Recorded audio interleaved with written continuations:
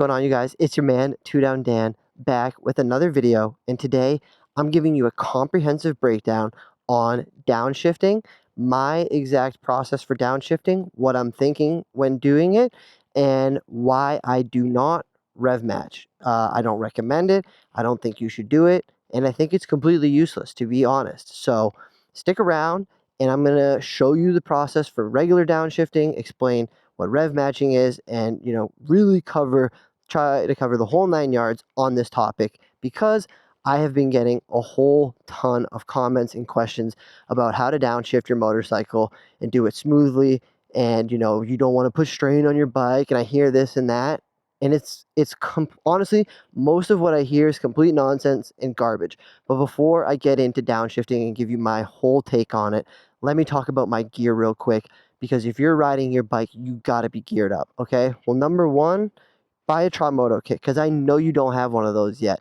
You probably say, I already have a jacket, I already have pants, I already have boots. Great. Well, you don't have Moto. So get a Moto kit, and the more people that we get have these kits, the more motorcycle incidents and lives that we can save, okay?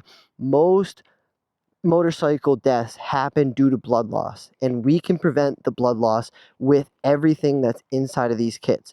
Whether you buy the light kit or the pro kit, you're going to be getting a tourniquet, gauze, and life-saving gear. So that's number one. Use code 2DownDan for some Tramoto gear. Got to stay protected. Number two is NBT, and honestly, most importantly right now, go to their website, because you're going to be saving a ton of money. Tramoto's not running any discounts that I know of right now, but NBT is. So if you're finally looking to get geared up and, in some sweet looking gear, I'm rocking the Olive 2.0 Ride Cargos and the Bodyguard hoodie, as well as the Stealth Moto gloves. You can get these full sets, the pants, the hoodie, plus the gloves in bundle packs, save a bunch of money, and then also, my code's not going to work for the full percent, which is usually 15, but code 2DownDan is going to save you an additional 10% on all your NBT. So I'm hooking you guys up with some extra discounts this holiday season. Ride safe, ride protected, and let's talk about downshifting, baby. All right, let me get my camera mounted and get ready to ride. I am super, super excited. Now, we're pretty much already skipping past the point where you know that this is where your shift lever is for your foot. You're going to be needing this to go down and then up all your gears. We're going to be talking about regular standard shift, not GP. So standard, 1 down, 5 up. Let's get to it. So really, when it comes to downshifting, you're trying to, as best as you can, match the engine speed with the rear wheel speed, because if you mismatch the speed with the engine and the rear wheel, most likely what's going to happen is you're going to lock up your rear wheel, and if you're doing it at high speeds, it might cause you to crash, because you'll be super scared, not know what to do with that, or it's just going to skid a couple times, it's going to scare you, and then eventually you'll start rolling again. But most of these bikes, these new bikes, especially the Ninja 500 that I have, they have slipper clutches, okay? Now, this is very crucial. The new technology that is put into these engines and bikes and shit, it's not like it used to be.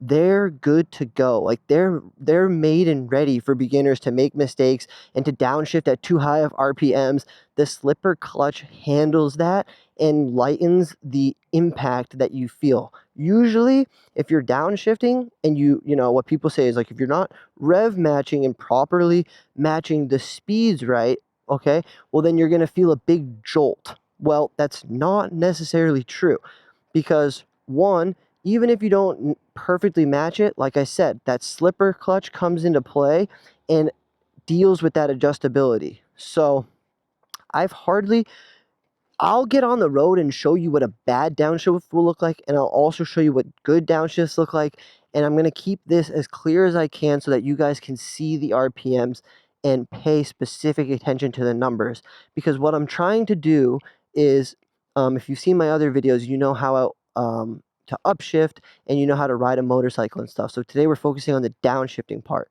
So as the RPMs decelerate, okay, well, the first thing we're doing is we're letting all of the engine brake in whatever gear we're in before we even go to downshift.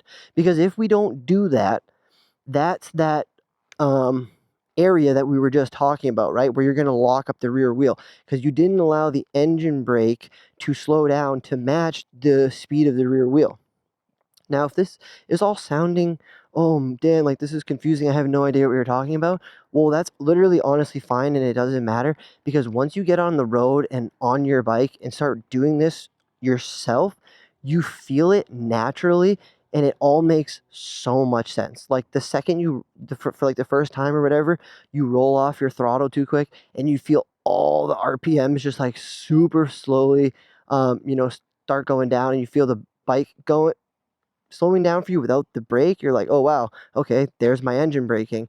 And then literally the whole thing, the whole 9 yards comes full circle and into play. So let's get on the road because we know already how to ride, right? Which is pull in the clutch, kick down on the shifter, and then we can release the clutch and start going and everything. So I'm gonna skip that phase and get right to the road so that we can master downshifting. And really, why rev matching is so useless and why I don't do it and my whole thought process behind it even more, right? Think about all these new bikes or any bike that has a quick shifter and an auto blip down.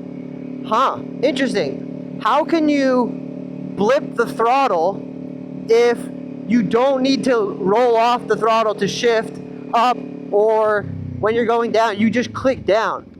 You don't want to be anywhere near the throttle in that situation. So quick shifters and auto blips are literally proving and getting rid of any ability to rev match anyways, right? Because you're not pulling in the clutch and then ripping the RPMs up to downshift. You're literally, if you have a bike with an auto blip, you're just riding, and then as the RPM slowly go down, you just click down, dude. You don't have to do anything. It's unbelievable.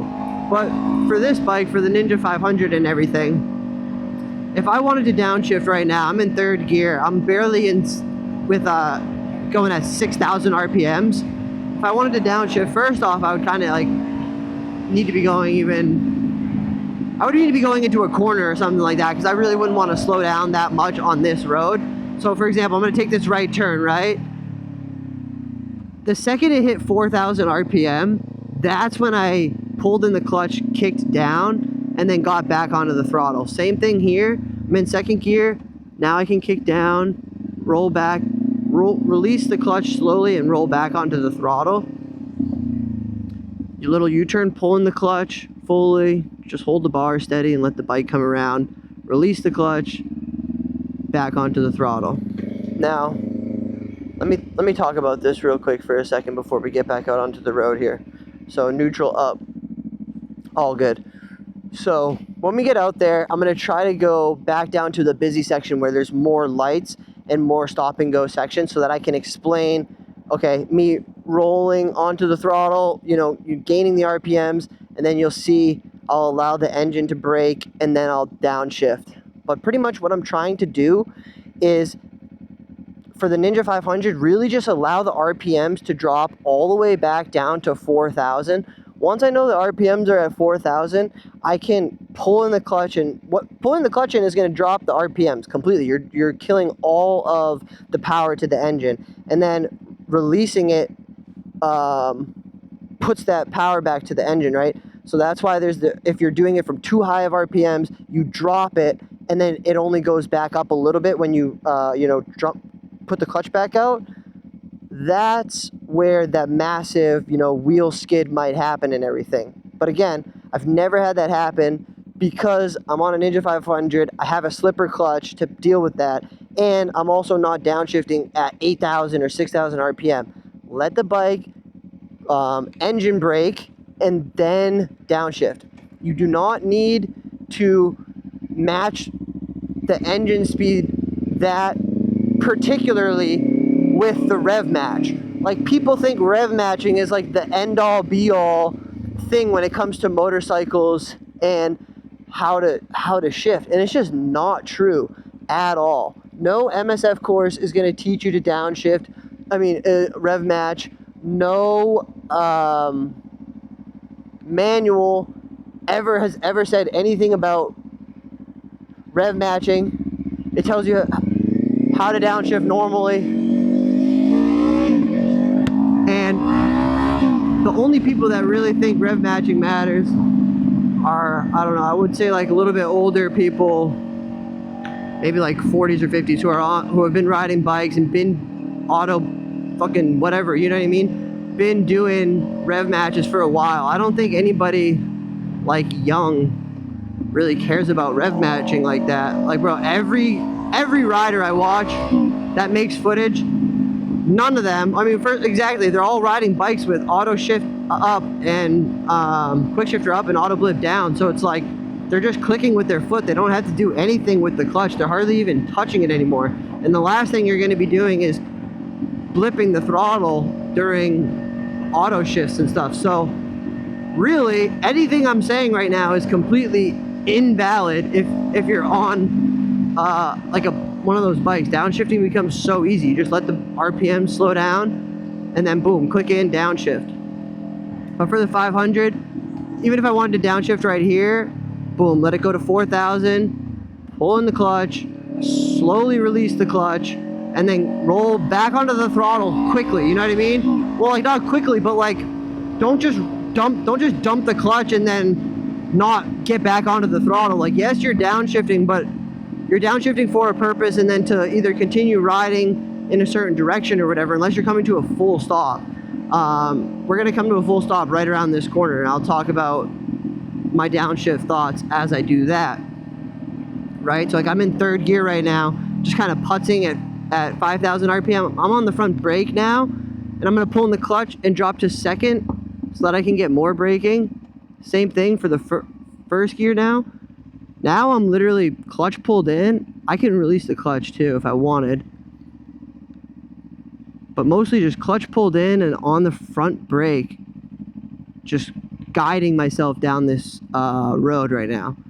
And there is no problem with having your clutch pulled in this far and just, you know, rolling super slow like this.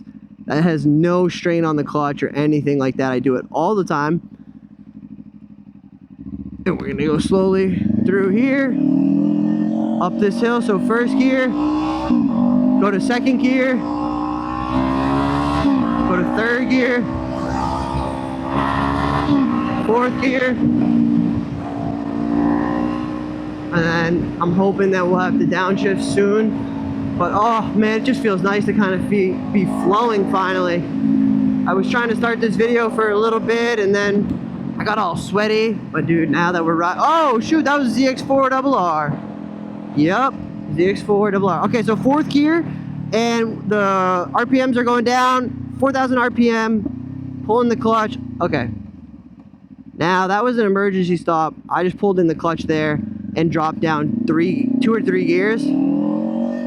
First gear, shift up, second gear,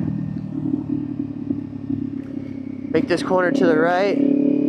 But like, as a rider, you already have so much going on, so much to look at, deal with, you know, keep the bike balanced, braking, shifting. Why add extra steps into the downshift with the throttle blip and stuff? Like, why would I really?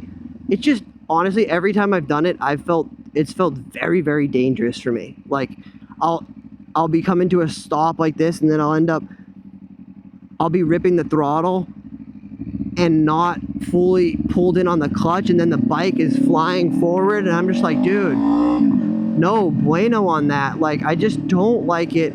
I don't think you should be practicing it. I don't really know if I covered this topic perfectly or whatever, so I'll do more videos in the future about downshifting, and yeah, you know what I mean? Like, I'll do more in the future, but dude, right now, this is what I wanted to get out for today about how I do it. Pretty much let the engine brake fully in whatever gear you're in. and let it come down to like 4,000 RPMs or whatever bike for you, 5,000 RPMs, whatever feels good. And then roll off the throttle, clutch in and out, and click down on the shifter while you're doing that. And then, yeah, roll back onto the throttle or take your corner or do whatever you need to do. But it is okay also in an emergency if you have to really get on your front and rear brakes at the same time, squeeze them simultaneously with even pressure, and if you want to pull in the clutch and drop down like 2 or 3 gears at the same time, you can totally do that. If you need to just eliminate all engine braking, you don't have time for that, I get that. That's totally okay. Go ahead and do it. It's not a problem. All right, so ask away with questions in the comments, what I missed, but pretty much I try to keep it simple, you guys. But I try to keep everything in motorcycle simple. Look, engine braking, 2,000, and then I'm in second gear. Boom, drop it again, let the clutch out, get more engine braking in first, and then pull in the clutch and pull in the front brake. It is a little bit hard to do all this and vlog it and try to explain it. So I'm sorry if I didn't do the best job today. I'll try to hit it again another day. But for now, I want to leave this video here with just my assessment of your bike will be fine without rev matching. If you're scared or nervous about downshifting and oh, I'm not like an expert, I'm not rev matching. It doesn't make you an expert. It doesn't mean shit. All right? It gets me mad even talking about it, bro. Just don't think about it or do it. Eventually, every bike is going to have an auto shift, auto blip down, and auto shift up, and no one's going to have to worry about rev matching or even think about it ever again. So just don't think about it on your manual bike either. It literally doesn't make any sense. So just chill on all that shit. Downshift normally, your bike will be fine. Just don't click a gear down when when the RPMs are super high. That's literally the only mistake you can make. That's all I can say about it. And otherwise, keep it simple, my guys. Hell yeah. Happy Friday again, dude. I hope you guys are having the best day ever if you're catching this on the day of upload. Or if you're just catching this on whatever day, I hope you're having a killer day, bro. And that's it for your man, 2 Down Dan. If you don't know the deal by now, I got the subscription button right in the middle. Go ahead and smash that if you liked this video or enjoyed it at all. And then go watch one of the videos on the left or right. Keep your day vibing. I got a bunch of them. Thank you guys. Later, and I'll catch you next one. Peace.